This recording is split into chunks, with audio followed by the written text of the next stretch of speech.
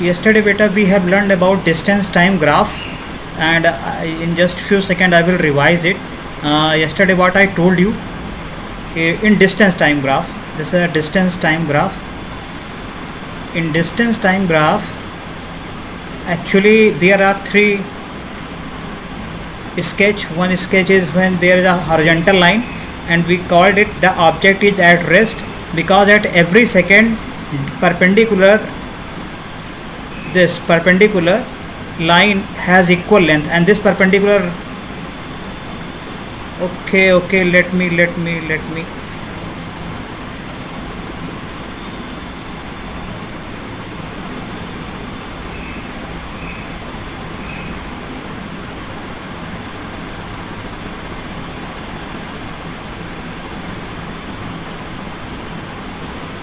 now is it visible?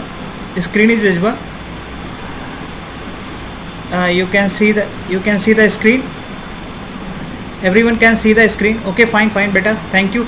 Now today I will just record the online lecture so that I can post it later after the lecture, and so please switch off your microphones so that there is no noise and there should be a nice recording. So I just first revise. Today I have to understand that velocity time graph. Before that I just revised in few seconds yesterday lecture distance time graph. In distance time graph beta, I told you there are three type of graphs. One is a horizontal line graph, and there is a oblique line graph. Horizontal line graph tell us that every second when you measure the perpendicular distance, this perpendicular distance represent distance at every second, and it comes out to be same. Then we said कि object is at rest. Now this oblique line shows that object is moving uniformly. It means it moving constant velocity, यानी in equal time interval it travels equal distance. And third time graph is this graph. When there is a line, we called it a linear graph. Linear graph could be of two types: either object is at rest or object is at moving with constant velocity. If there is a non-linear graph, then definitely object is covering non-equal distances in equal interval of time, and we said that object is moving with non-uniform velocity. This I told you yesterday. And today there is again three type of graph. First graph is better like this.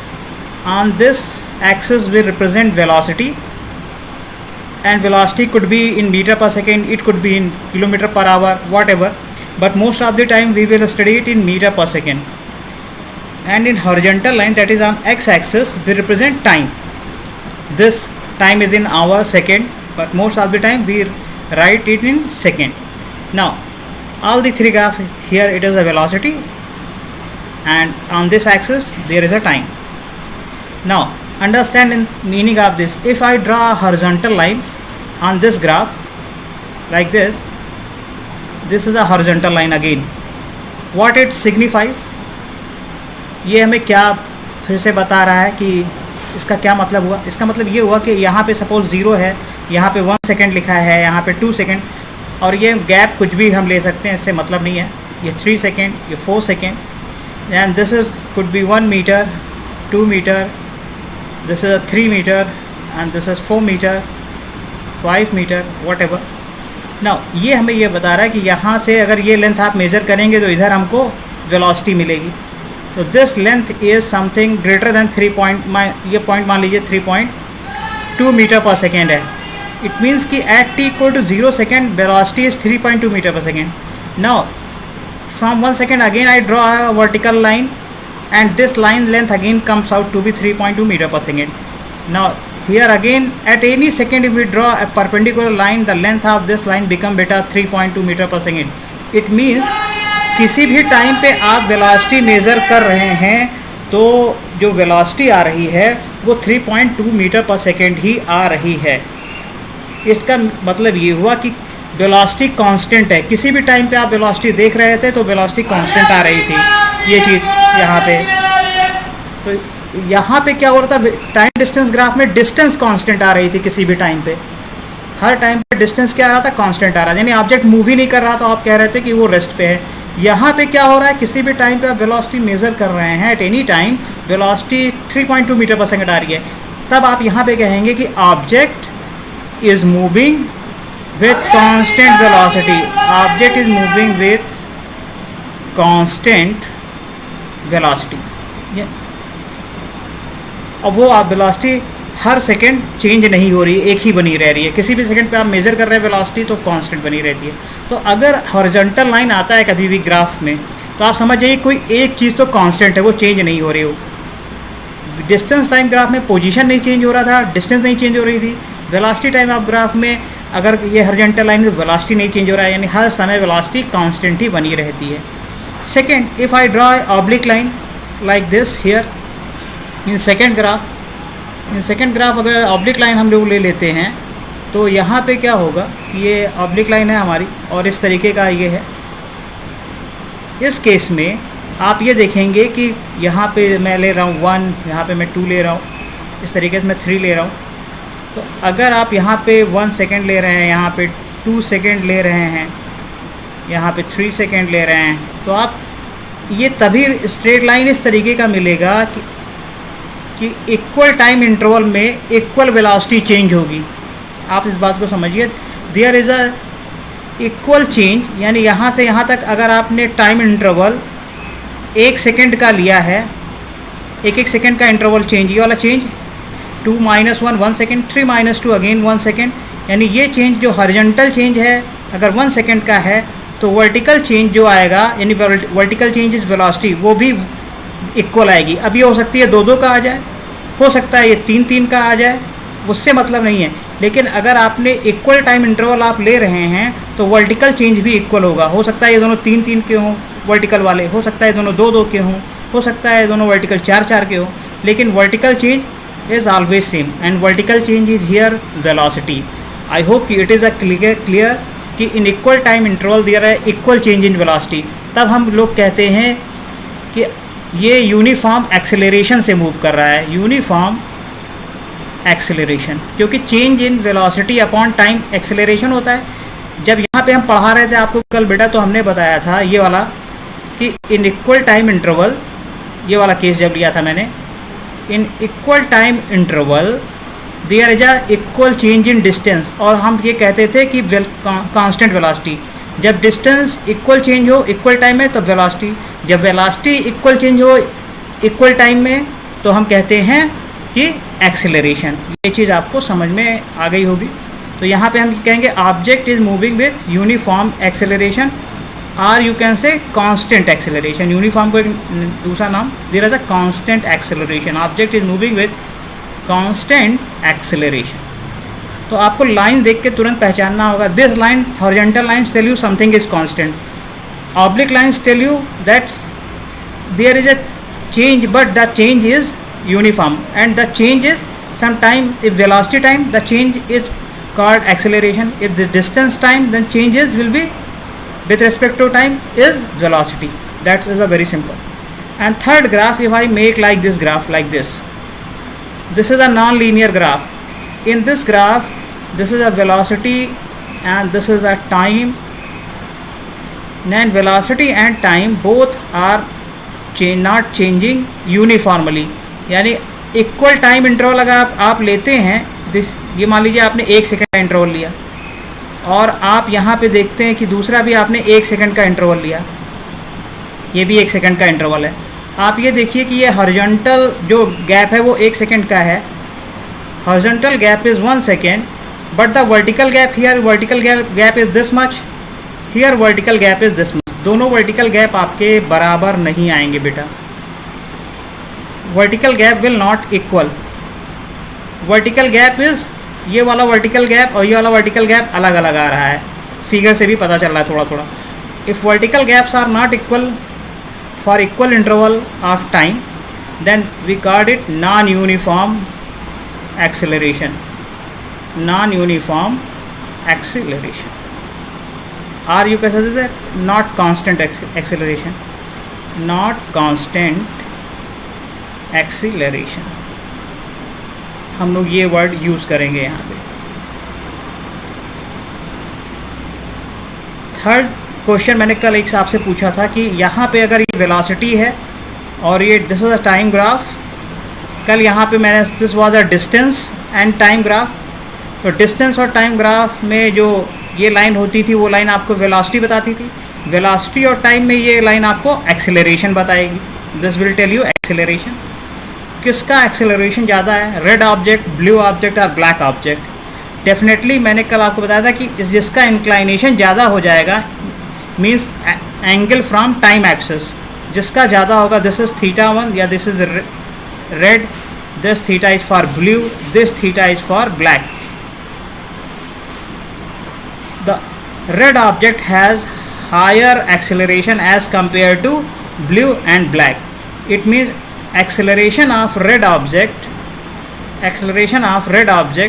more than acceleration of blue object, more than acceleration of black object. This way you can write the acceleration by just seeing the graph. So graph is very important, and definitely one or two questions from graph will directly will ask.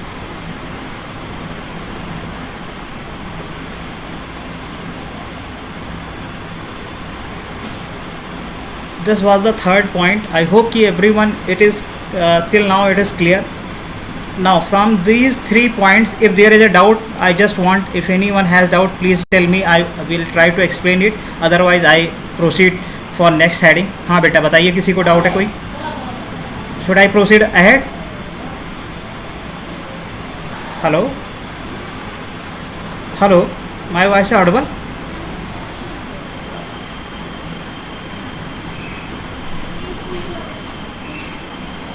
नहीं बेटा, video बन रहा है, video तो बन रहा है, उसके लिए परेशान ना होइए। वीडियो मैं रिकॉर्ड कर रहा हूँ, उसके बाद मैं इस वीडियो को पूरा डाल दूंगा। ये वीडियो मैं रिकॉर्डिंग कर रहा हूँ, परेशान मत होइए फिर, ठीक है? उसके लिए परेशान ना होइए। मैं फिर से एक्सप्लेन एक बार करे दे रहा हूँ ऐसे भी कि जिसका एंगल एक्स एक्सिस से ज़्यादा होगा टाइम एक्सिस से, क्योंकि वेलोसिटी टाइम में जो ये वेलोसिटी टाइम का जो रेशियो होता है वो एक्सेलरेशन देता है, डिस्टेंस टाइम का जो रेशियो होता है वो वेलोसिटी देता है। तो कल तो हमने बताया था कि वेलोसिटी किसकी ज़्यादा होगी, जिसका यहाँ पे इंक्लाइनेशन या कहें एंगल सबसे ज़्यादा बन रहा होगा। उसी तरह एक्सेलरेशन का भी ये एंगल सबसे ज़्यादा बन रहा है तो रेड वाली लाइन का, तो रेड वाला का एक्सेलरेशन सबसे ज़्यादा होगा। उसके बाद ब्लू वाली लाइन का एंगल सबसे ज़्यादा बन रहा है, इसलिए ब्लू वाले का होगा। उसके बाद ब्लैक वाले का सबसे कम बन रहा है, तो सबसे जो कम एक्सेलरेशन रहेगा वो ब्लैक वाले का रहेगा। This is the truth of this graph. ये सबसे ज़्यादा इसमें समझने वाली चीज़ है, उसमें और कोई बहुत बड़ी चीज़ नहीं है। I am just going to proceed to the next heading. This is taken, I taken from your directly from your NCERT book बेटा। अब आपको मैं एक चीज़ बताता हूँ कि इसकी इंपॉर्टेंस क्या है। यहाँ पे वेलोसिटी टाइम ग्राफ की बहुत ज़्यादा इंपॉर्टेंस होती है। वेलोसिटी टाइम ग्राफ क्या क्या बताता है? From velocity time graph we can calculate distance or displacement. This is the importance of velocity time graph. Now कैसे होता है? सपोज दैट ये आपको दिख रहा होगा कि टाइम ये 0, 1, 2, 3, 4 इन्होंने टाइम को आवर में लिया है और यहाँ पे वेलोसिटी को इस एक्सिस के अलॉन्ग किलोमीटर पर आवर में लिया हुआ है बेटा। Now suppose that at t1 hour, this point is suppose that here c is written, this is c, and t1 hour you can see that velocity will remain 40 km per hour. You can see from here velocity always remains will be 40 km per hour because this is 40 km per hour and it always 40 km per hour because whenever you at any instant draw a line perpendicular to this axis, this length comes out to be 40. It means at t1 the velocity is 40 km per hour. At t2 time, t2 hour, the velocity is again 40 km per hour. And how much time between t1 and t2? There is a gap of t2 minus t1 hour. अगर आपने suppose ये 10 बजे major किया है, इसको 12 बजे 10 our पे और ये 12 आवर पे, तो gap t2 minus t1 2 our का आएगा. तो यहाँ पे हम गैप को लिख सकते हैं t2 माइनस t1. यानी CD की जो लेंथ है इस रेक्टेंगल को अगर आप देखें, इस रेक्टेंगल में CD की लेंथ है वो t2 माइनस t1 के बराबर है. और t2 माइनस t1 किसके बराबर होगा? AB के बराबर भी होगा, CD AB के बराबर होगा. रेक्टेंगल का ये वाला जो पोर्शन है वो AC है AC आप जानते हैं 40 किलोमीटर पर आवर है, AC की लेंथ 40 है। तो अगर मैं आपसे पूछता हूँ कि यहाँ पे this is 40 kilometre per hour and this is T2 minus T1 hour, this is hour and this is 40 kilometer per hour. Now area of rectangle, if we find area of rectangle, तो rectangle का area सभी लोग जानते हैं length into breadth होता है। तो length is here CD and breadth is here AC, CD into AC. Now CD into AC will give you, CD is T2 minus T1 hour and AC is 40 kilometer per hour. Now whenever you multiply the speed or velocity with time, velocity into time will give you what? Distance. And here it represented by an area. तो you can understand कि जो भी area आ रहा है वो area क्या बता रहा है एक्चुअल में? This tells you the distance, कि कितना डिस्टेंस चला इन्होंने T2 माइनस T1 आवर के गैप में। This is a very good applications of velocity time graph कि अगर आपको ये पता लगाना है कि इस टाइम से इस टाइम तक का कितना डिस्टेंस है, तो यहाँ पे वेलोसिटी के नीचे जितना भी एरिया आ रहा हो उस एरिया को आप कैलकुलेट कर लीजिए बेटा, वो एरिया ही आपका डिस्टेंस के बराबर हो जाएगा। This is one good thing. Now here you can see that hour and hour cancel out and 40 into T2 minus T1 kilometer will come. So this much distance this object has been traveled for the gap of T2 minus T1. Now second example again I have taken from your book.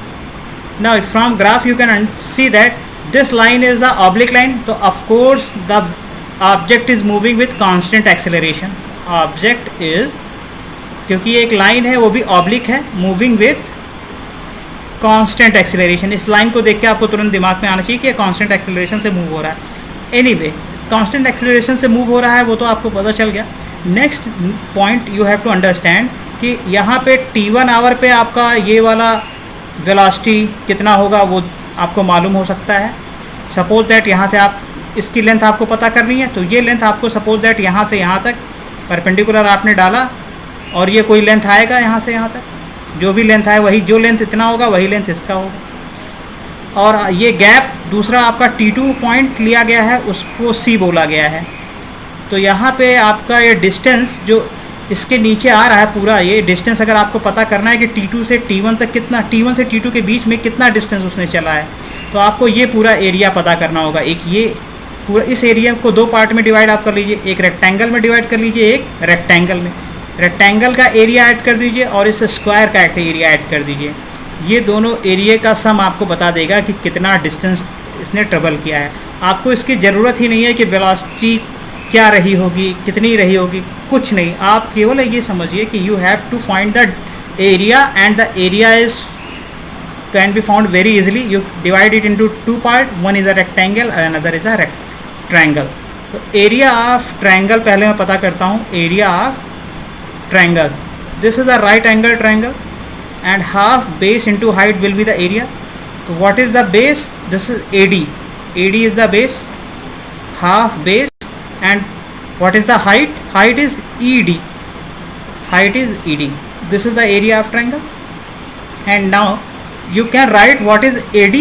AD is T2 minus T1 क्योंकि AD equals to BC. You can write AD as T2 minus T1. What is ED? What is ED? Here ED is, you can take it from graph. From graph you note whatever the point it is. Here point is not mentioned correctly.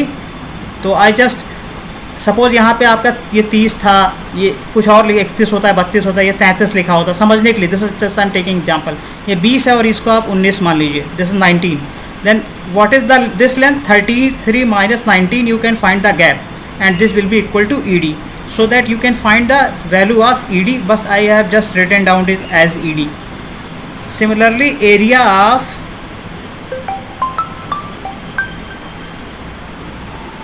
hello.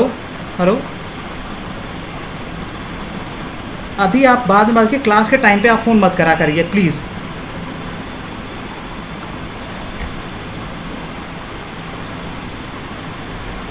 area of rectangle will be equals to BC length into breadth AB। तो बेटा यहाँ पे BC again फिर भी T2 minus T1 हो जाएगा, और AB की वैल्यू आप फिर से कैलकुलेट कर सकते हैं यहाँ से देख के। ये 0 है सपोज यहाँ पे, तो 0 लिखा है, और ये वाली लेंथ 19 लिखी है, तो 19 माइनस 0 ये 19 आ जाएगी। मैंने एग्जांपल के लिए इसे 19 लिया है, समझने के लिए यहाँ पे जो भी लिखा रहेगा इसके सामने डिजिट वो हम कैलकुलेट कर सकते हैं। तो इस तरीके से यहाँ पे हमने ये वाला एरिया पता कर लिया, ये वाला एरिया पता कर लिया, और total distance become sum of this area, half T2 minus T1 into ED plus T2 minus T1 into AB, और आप यहाँ से T2 माइनस T1 कॉमन ले लीजिए, ये आ जाएगा ED upon 2 plus AB। And this way ED की value आप कैलकुलेट कर सकते हैं ग्राफ से, AB की वैल्यू आप ग्राफ से कैलकुलेट कर सकते हैं अगर दिया रहेगा, और फिर T2 की वैल्यू उन्होंने अगर बोल दी होगी कि ये 3 आवर है, ये 4 आवर है, तो अभी आप कैलकुलेट कर सकते हैं, और टोटल एरिया का जो सम आएगा वो आपको टोटल डिस्टेंस बता देगा। तो this is the best application of velocity time graph बेटा, so that we can find the area, and by finding the area we can find the distance or displacement whatever the question has asked at that time. So it is a nice application of velocity time graph. Now further I am going to ask to all of you, please if you want to ask something to me in this regarding this, you can ask. Hello, हाँ anyone बेटा, कोई कुछ पूछना, हाँ बताइए।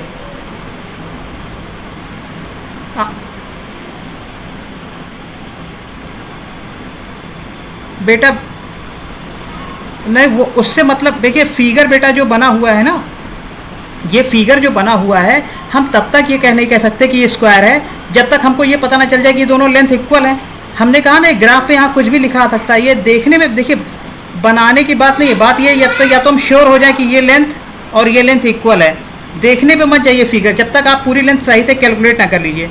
हमें नहीं पता है कि ये T1 कितना सेकंड पे लिया गया है, T1 इन्होंने केवल T1 लिखा है और इसको T2 लिखा है, ये नहीं बताया कि T1 T2 की वैल्यू क्या है। अगर ये बता दिए होते तो हम कैलकुलेट कर लेते हैं, हाँ ये लेंथ और ये लेंथ इक्वल है इसलिए हम कह देंगे, और इन्होंने ये भी नहीं कहा है कि ये स्क्वायर है। तो अगर स्क्वायर हो गया तब भी कोई बात नहीं, अपने आप यहाँ पे BC और AB अगर बराबर आ गए तो एरिया तो दोनों का वही होता है ना, लेंथ इंटू ब्रेथ, अगर दोनों बराबर हो जाएंगे तो स्क्वायर का एरिया निकल के अपने आप आ जाएगा। तो there is no need to worry, बस आप ये समझिए कि रेक्टेंगल हो या स्क्वायर हो, सबका फार्मूला तो वही होता है, लेंथ इंटू ब्रेथ। अगर लेंथ और ब्रेथ बराबर हो गए तो स्क्वायर का एरिया अपने आप निकल के आ जाएगा, ठीक है। Now we proceed for the next. Now this is given to you. This is exact. ये वेलोसिटी में दिया है बेटा मीटर पर सेकंड में, और ये आपको टाइम दिया है यहाँ पे 0 से लेके 6 सेकंड तक। यहाँ पे इन्होंने बिल्कुल सही टाइम दिया है, ये 6 सेकंड का है और ये 0 पे स्टार्टिंग हुआ है। नाउ यू हैव, और ये 20 पे दिया हुआ है, तो यहाँ से यहाँ तक 0 से 6 सेकंड में इसने कितना डिस्टेंस ट्रेवल किया, ये this we have to find. तो ये आप जानते हैं ये एक रेक्टेंगल बन रहा है, और इस रेक्टेंगल का जो ये बेस है या हाइट आप बोल दीजिए, हाइट आपकी कितनी है, ये 20 दिख रहा है, ये 0 है और ये 20 है, तो ये 20 मीटर पर सेकेंड आपका ये हाइट है। तो height is 20 metre per second. And what is the time, time 0 से लेके 6 सेकेंड तक का है। तो टाइम आपका जो दिया हुआ है जिसको आप बेस बोल सकते हैं, base is equals to 6 second. Then area of triangle will be half base into height, and from here half base is 6 second and height is 20 meter per second. Second and second will cancel out, and 2 3s are 6, this comes out to be 3, and 20 into 3 is 60 meter. 60 meter is the area, and this area is tells us distance, so distance is also equals to 60 meter. I hope it is a very easy exercise, everything was mentioned clearly. This height is 20 meter per second and this base is 6 second. So I have taken this 20 and base is 6, and you can find the area half base into height, and from here the area comes out 60 meter, so the distance also will be 60 meter. This is a nice application, this is a nice question. Now you have understand it very well, it is a very easy one.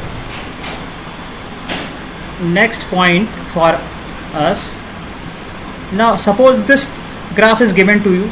If this graph is given to you, then here what you have to do is beta ki you have to just divide it in different graph. Here time is not given, everything is not given clearly, but after that I am going to explain it for you. कि आपने इसको rectangle में एक triangle में break कर लीजिए, फिर आप यहाँ से एक लाइन ड्रॉ कर लीजिए. ये और ये ग्राफ आपको क्या बता देंगे, एक ट्रेपेजियम बता देंगे. This is a trapezium. फिर यहाँ से एक लाइन ड्रॉ कर लीजिए आप, ये अगेन एक ये वाला ग्राफ आपका ट्रेपेजियम बन जाएगा. और यहाँ से यहाँ पे फिर से एक लाइन ड्रॉ कर लीजिए, ये तीसरा ट्रेपेजियम बन जाएगा. तो एक ये पूरे ग्राफ में एक रेक्टेंगल बन गया है, सॉरी एक ट्रायंगल बन गया है और 3 ट्रेपेजियम बेटा बन गए हैं. इसका एरिया, आप ट्रेपेजियम का एरिया निकालना जानते हैं कि अगर ये हाइट हमको मालूम है तो इन दोनों हाइट को ऐड कर देंगे और इनके बीच के डिस्टेंस को निकाल लेंगे. तो दोनों हाइट का सम या दोनों साइड का, इसको साइड बोलिए या हाइट बोलिए, इन दोनों साइड का सम और इनके बीच की परपेंडिकुलर डिस्टेंस अगर पता है तो आप ट्रेपेजियम का एरिया भी निकाल सकते हैं. तीनों ट्रेपेजियम का एरिया निकाल दीजिए और इस ट्रायंगल का एरिया निकाल दीजिए. इनको ऐड करने के बाद जो डिस्टेंस जो एरिया आएगा वही डिस्टेंस हो जाएगा. तो टाइम इज़ बेटा almost going for next lecture. So I am just going to finish this lecture and the video will be available in after 2 o'clock. You just subscribe the channel so that you can directly see the video whenever I posted it online. Fine.